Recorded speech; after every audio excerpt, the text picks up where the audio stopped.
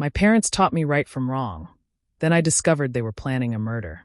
I was ready to run, until Grandma walked into our living room holding a dead body. Hang tight while I tell you everything that happened, and if this story hits you, show some love by subscribing, liking, and sharing it with someone who would be shocked too. My name is Evan Halden, I'm 17, and I live in a quiet little town in Montana. My parents, Darren and Leona, always seemed perfect on the outside. Strict, confident, always telling me how to behave.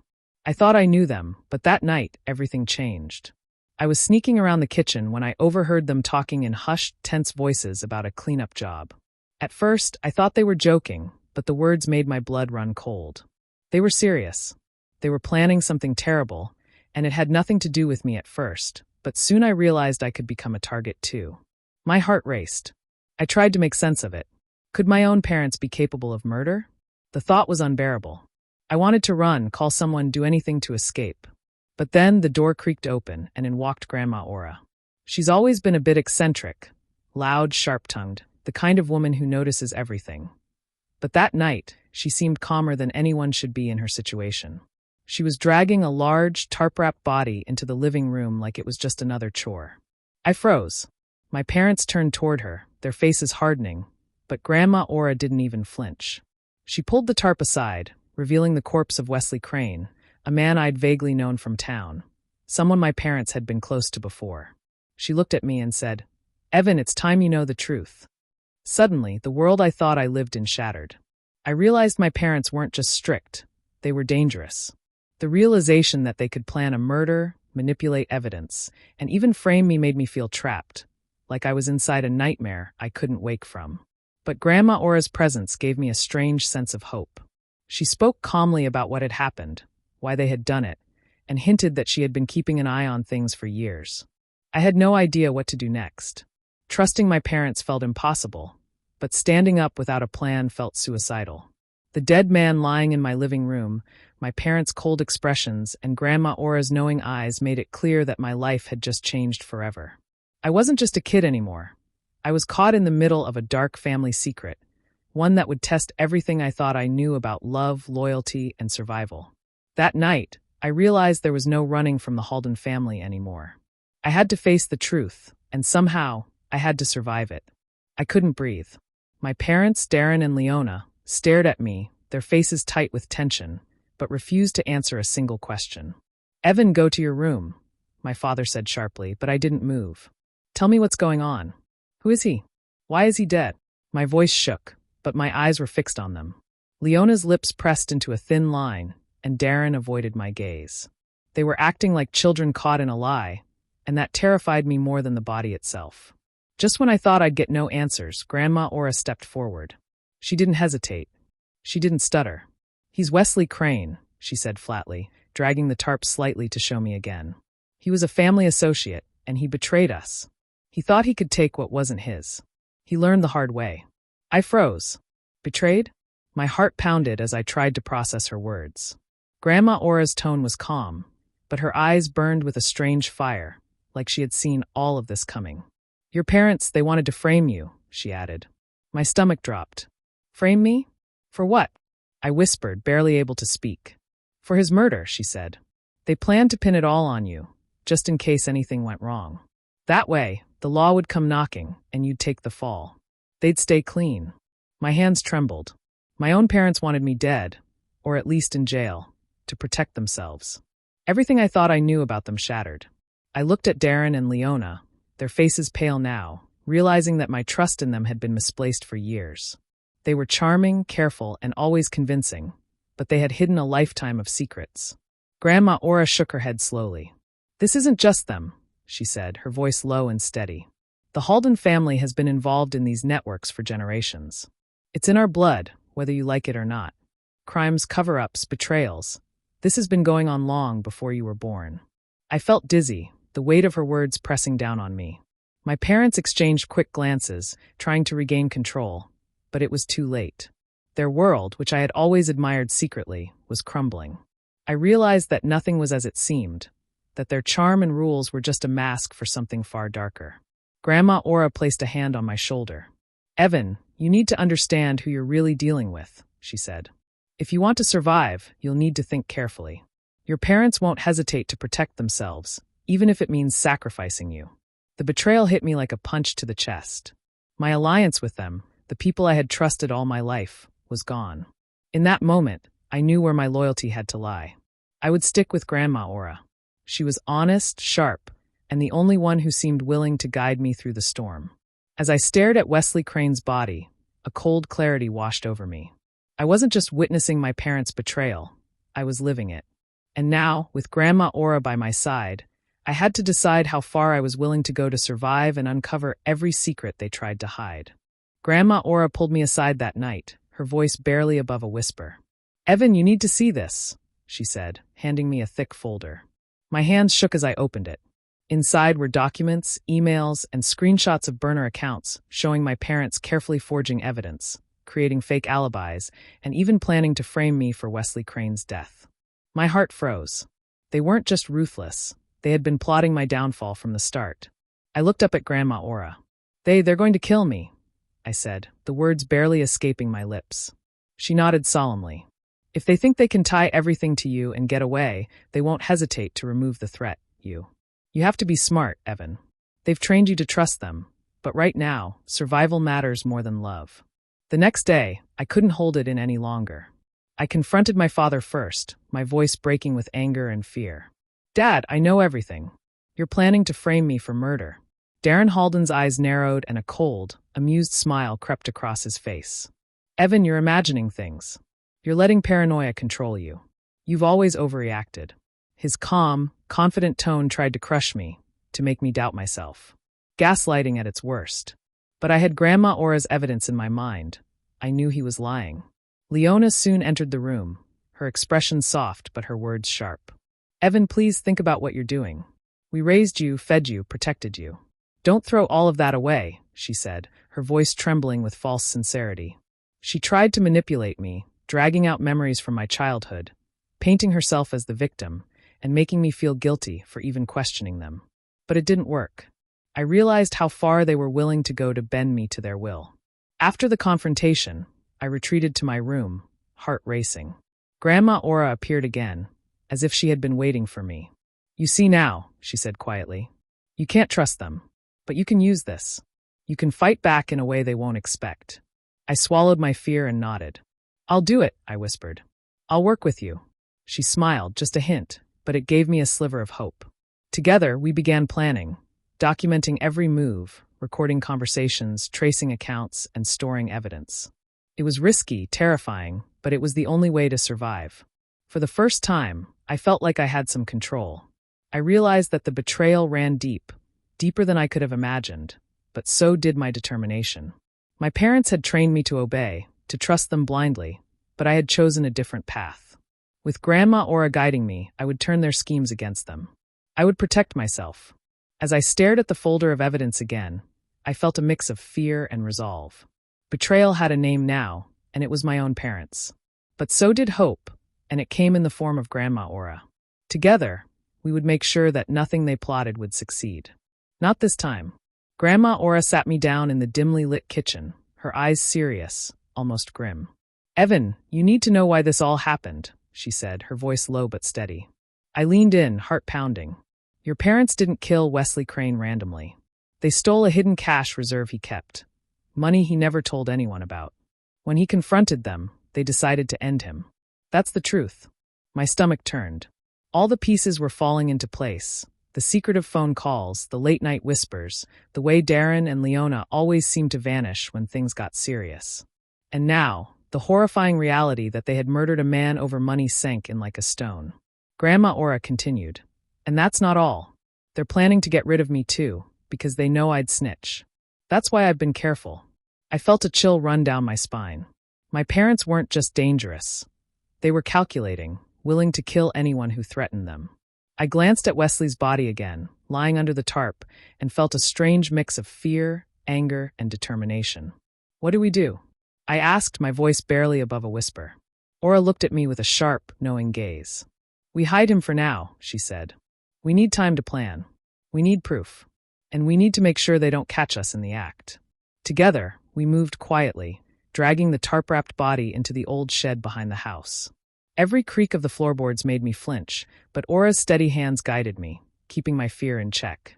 Once the body was hidden, we began organizing everything: documents, receipts, and records of the stolen money. We also made notes of every suspicious conversation Darren and Leona had, creating a timeline that would later expose their plan. It felt surreal, like living in a twisted movie, but Grandma Aura's calm presence made it feel possible to survive.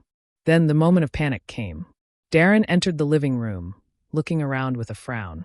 His eyes darted to the space where Wesley's body had been just minutes before. "Where is it?" he muttered under his breath, clearly unnerved. My heart stopped.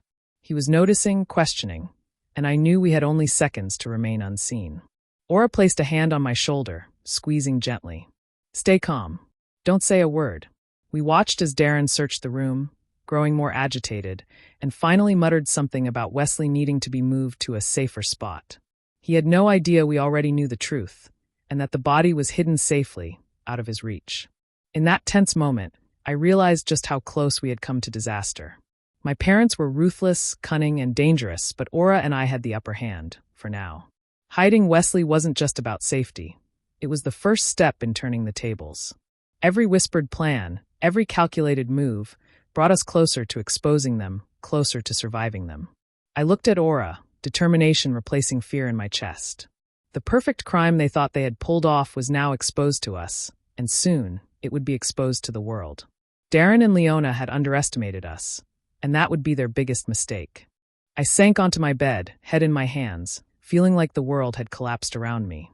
Every lesson my parents had ever taught me, every rule they enforced, every word of advice, they had been lies. The life I thought I knew, the family I thought I could trust, was built on secrets, manipulation, and murder.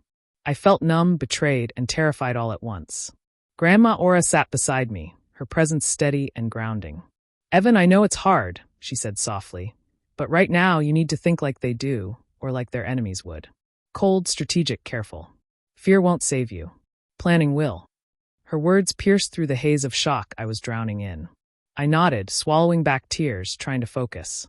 Together, we went through every piece of evidence we had gathered, the documents, the burner accounts, the hidden communications. That's when Aura pulled out a folder I hadn't seen before. My stomach sank as I opened it. Inside was a detailed plan, written in Darren's precise, careful handwriting. It described a staged confession, a story framing me as the one who killed Wesley Crane. Every step was outlined, where the body would be found, what evidence would point to me, how witnesses would be manipulated. They were planning to destroy me completely. I felt a mix of horror and determination. Horror because my parents wanted to ruin me, determination because now I had proof. Aura helped me see the strategy in their madness. "They think they're smart," she said, "but they don't know we're watching. They don't know you're ready to fight back." From that moment on, I began recording everything. Conversations, phone calls, suspicious behavior. Nothing went unnoticed. I hid the devices carefully, setting up cameras and voice recorders in rooms where my parents were most likely to talk. Every time they spoke about their plans or whispered to each other, I captured it. It felt risky, terrifying, but it was necessary. Soon, my parents began to notice the change in me. Darren's sharp eyes followed me more closely, watching every movement. Leona tried to keep up her act of charm and control, but I could see the flicker of unease in her expressions. They didn't know that I was learning, adapting, and preparing for them in ways they couldn't predict. I could feel the tension in the house growing. My hands still shook at night, and the weight of betrayal pressed heavily on my chest. But every recording, every piece of evidence, every careful observation made me feel less powerless. I was learning to fight on their level, thinking steps ahead, planning countermoves before they could even act. That breaking point, the moment when I realized my entire upbringing was a lie, was also the turning point. Fear transformed into strategy, despair into action. With Aura guiding me, I wasn't just a victim anymore. I was a player in a dangerous game, and I was learning to win. For the first time, I felt like I had a plan, a way to survive, and a chance to turn the tables on the people who had raised me to obey blindly. Betrayal had cut deep, but it had also sharpened me, readying me for the battle ahead. Darren knocked on my door just after sunset, his tone unusually calm. "Evan, we need your help tonight," he said. "Just moving some tools. Nothing complicated." The way he said it made my stomach twist. Tools. That was their code for anything tied to their crimes. I followed him downstairs where Leona waited, giving me a smile that didn't reach her eyes. I could feel the trap tightening around me, but I nodded quietly, pretending not to notice. I had learned how dangerous it was to let them see fear. They handed me a pair of gloves and a toolbox that felt too heavy, too deliberate. The moment my fingers touched the handle, I understood. They wanted my prints. They wanted to link me to whatever they were planning tonight. "Be careful with that," Darren said, watching me too closely. I forced a small smile and acted clueless, even though my pulse was racing. We loaded everything into Darren's truck, and he tossed me the keys. "You're driving," he said. My throat went dry. They wanted me behind the wheel, in control of the vehicle that would likely be used to transport something incriminating. I climbed in, glanced at the side mirror, and caught sight of a familiar pair of headlights far behind us, Grandma Aura's old pickup truck. Relief washed over me. She was there. She knew. As I drove deeper into the woods, Darren kept giving me instructions. Turn here, slow down, keep going. While he watched the road, I carefully slid a small recorder under the seat, one of the devices Aura had helped me prepare. Every command, every word, every detail was being captured. They wouldn't be able to twist this night in their favor. When we reached a clearing, Darren ordered me to stop. "Get out," he said. Leona stood by the toolbox, her expression cold and focused. They told me to carry certain items into the woods, tarps, ropes, metal tools stained with something dark. It was so obvious now. They wanted me to touch everything, hold everything, carry everything. I played along, pretending not to understand, while my mind raced ahead. Then a branch snapped behind us.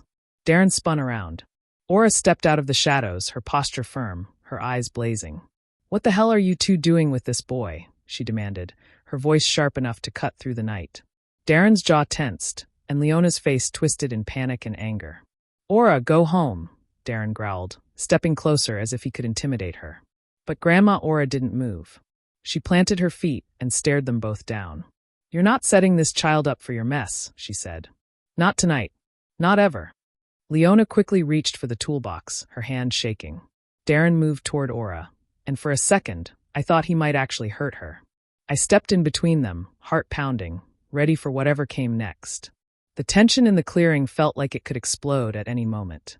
That night didn't end in violence only because Aura held her ground, and because they finally realized I wasn't as helpless as they thought.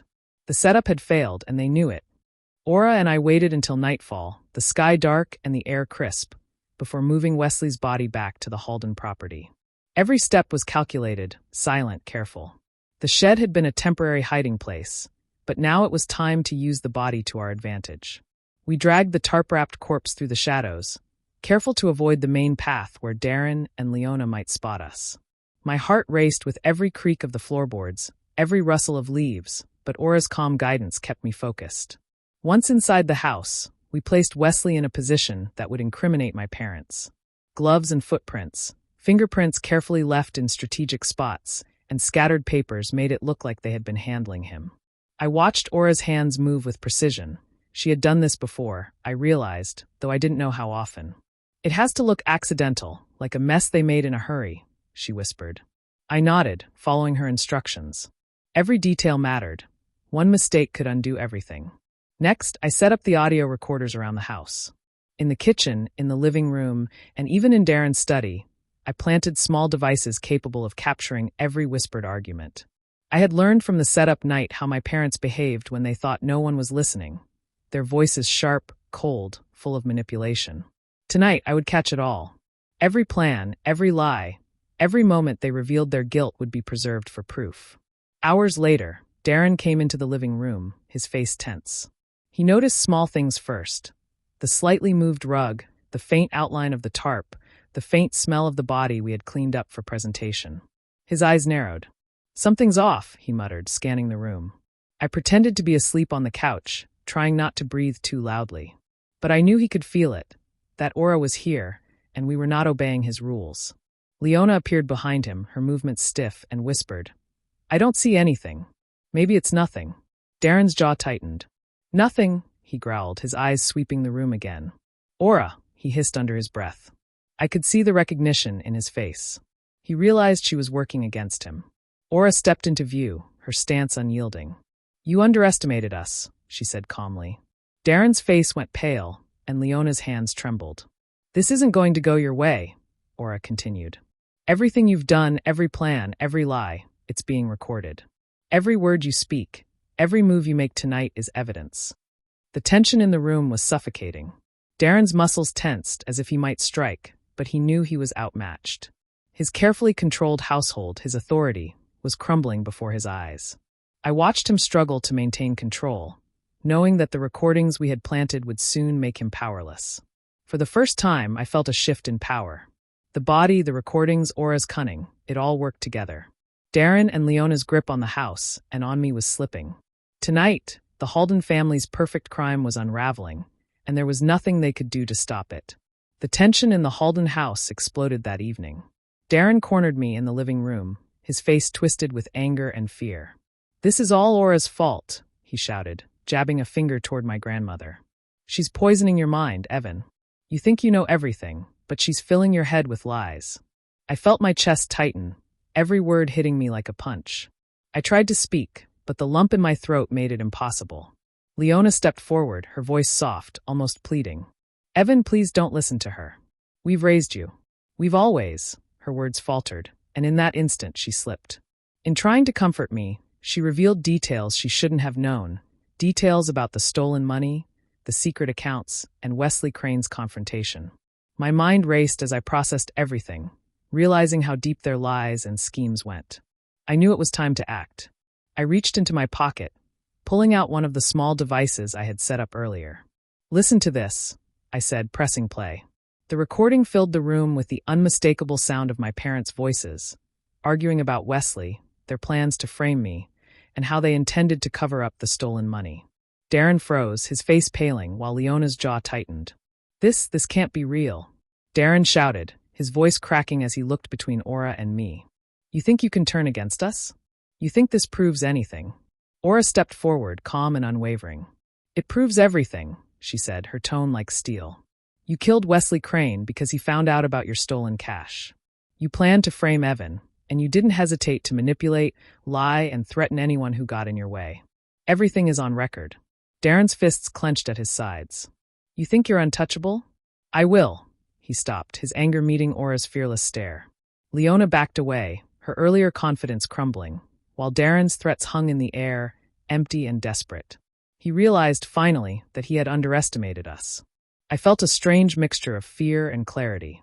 The man who had raised me, who had instilled in me obedience and trust, had become the source of betrayal and danger. My parents weren't the loving guides I thought they were. They were predators, and their loyalty to each other outweighed anything else, even their child. Aura's eyes met mine.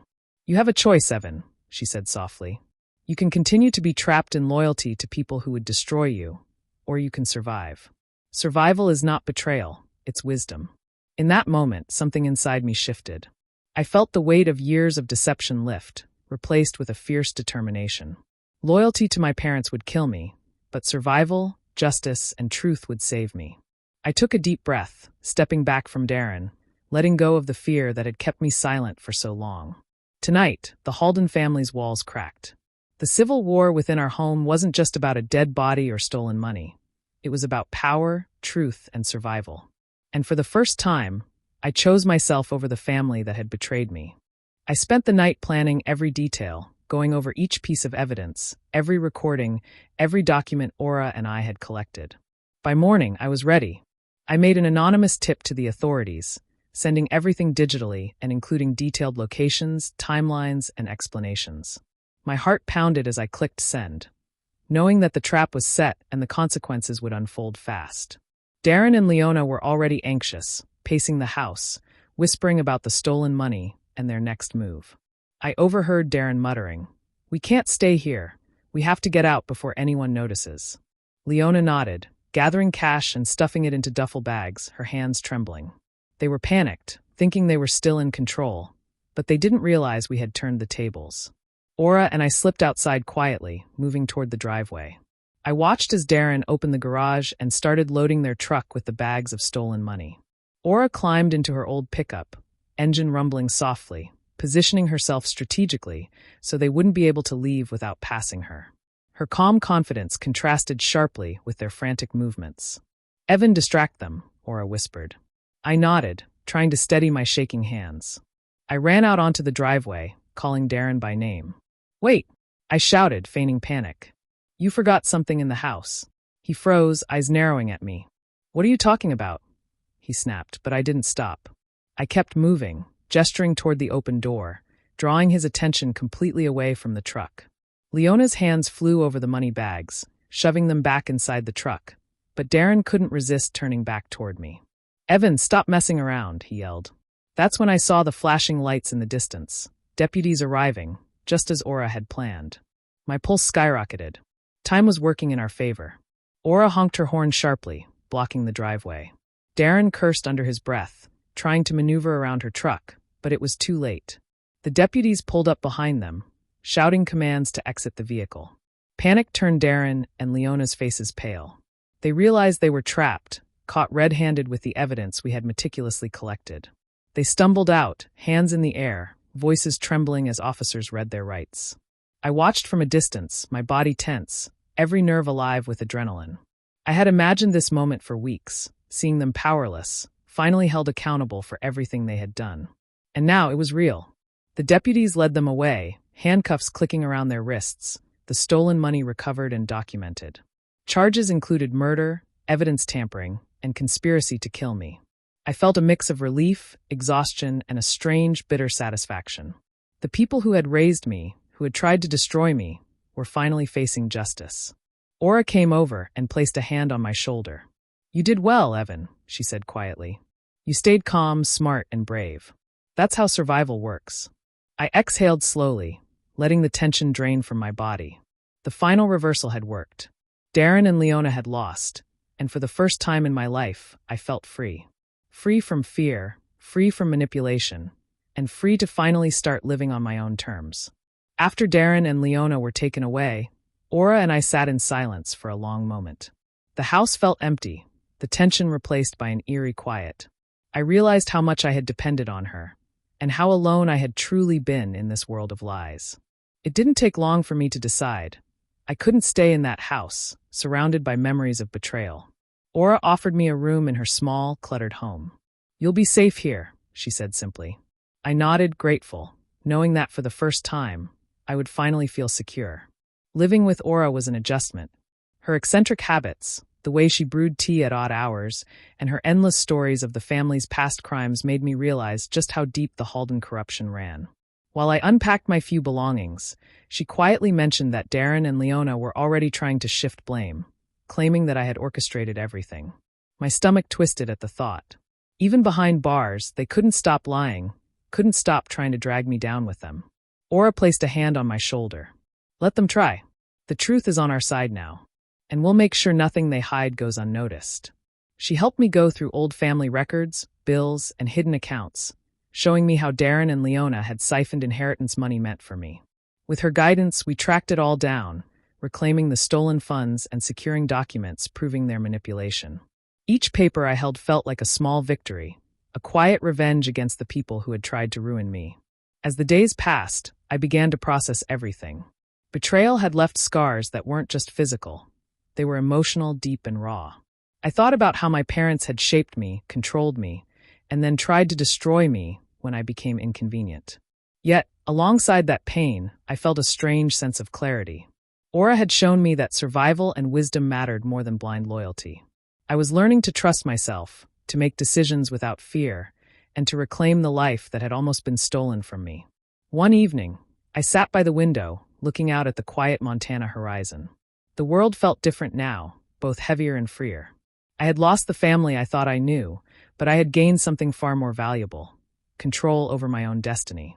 Aura, sitting across the room with a book in hand, smiled knowingly. You're stronger than you think, Evan, she said. I realized she was right. I was no longer the boy who listened without question. I was someone who had survived, adapted, and won. Closing the chapter on the Halden family wasn't easy. Anger lingered, memories haunted me, but the fear was gone. With Aura by my side and the stolen money reclaimed, I finally felt a sense of justice, quiet but undeniable. I was free. Free to live my life without their shadow hanging over me. As I locked the Halden house behind me one last time, I took a deep breath, feeling the weight of betrayal, loss, and survival settle into something I could carry with strength. The past would always be there, but it would no longer control me. I was ready to start anew, angry, scarred, but finally completely free. Do you think Evan made the right choice by cutting ties with his parents and starting fresh with Grandma Aura? Or should he have tried to confront them and salvage some kind of family bond? Share your thoughts in the comments. I'm really curious to see what you think.